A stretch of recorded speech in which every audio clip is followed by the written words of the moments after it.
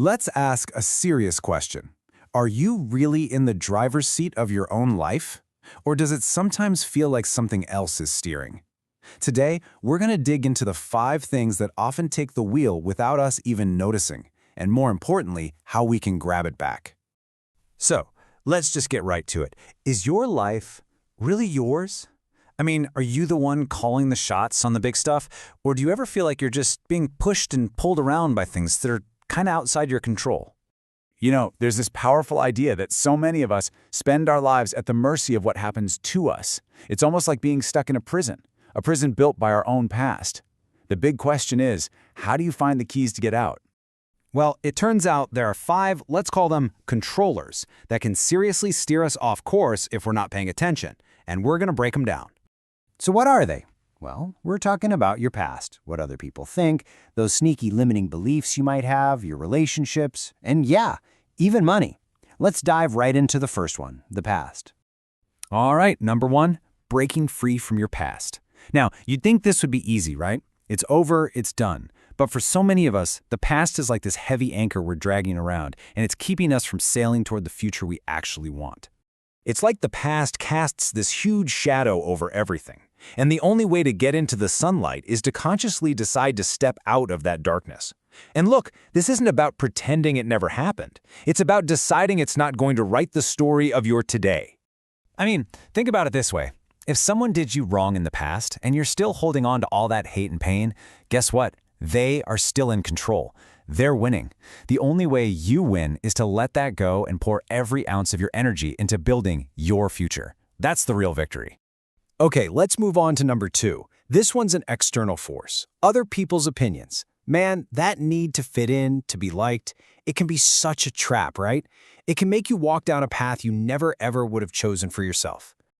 There's a reason they call people-pleasing a curse. It makes you hide the very things that make you, you. But here's the thing. You were born unique for a reason. You were literally born to stand out, not to just fade into the background. So really, it's a choice. Are you going to dim your own light just so you can fit in with everyone else? Or are you going to let yourself shine as brightly as you possibly can?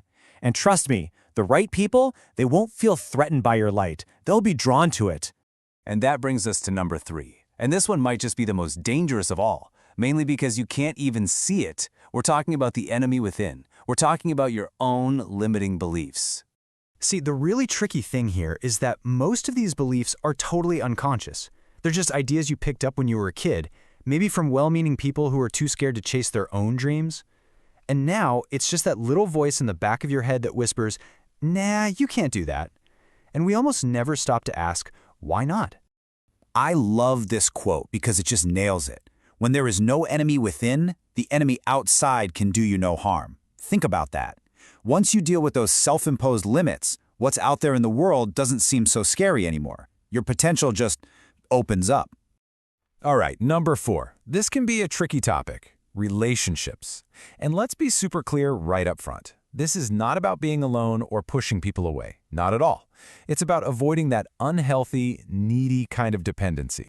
And this says it all, really. If you always need someone else to make you happy, you are always just one moment away from a total breakdown. You've literally given them the keys to your emotional well-being. That is a really, really fragile way to go through life. So the goal isn't to be a hermit. The goal is to build up your own mental strength so that you are happy and whole all by yourself. Once you get there, you don't need another person to complete you. Instead, you get to choose to share your already awesome, complete self with someone else. See the difference?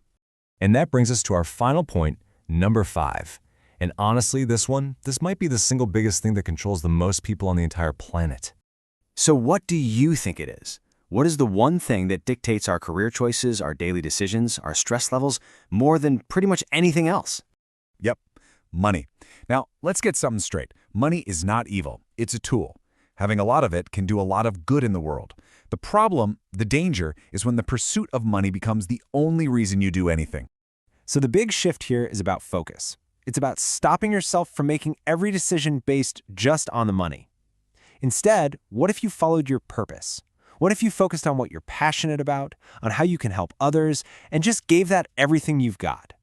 The funny thing is, when you do that, the abundance tends to follow anyway. So here's the challenge for you, for all of us. Can you make a conscious choice to live a life that isn't controlled by these 5 things? Can you go out there and find your own freedom and live a life that's full and real and completely on your terms? And that just leaves one last question for you to think about. After hearing all of this, what is the one thing you're going to decide to set yourself free from starting right now, today?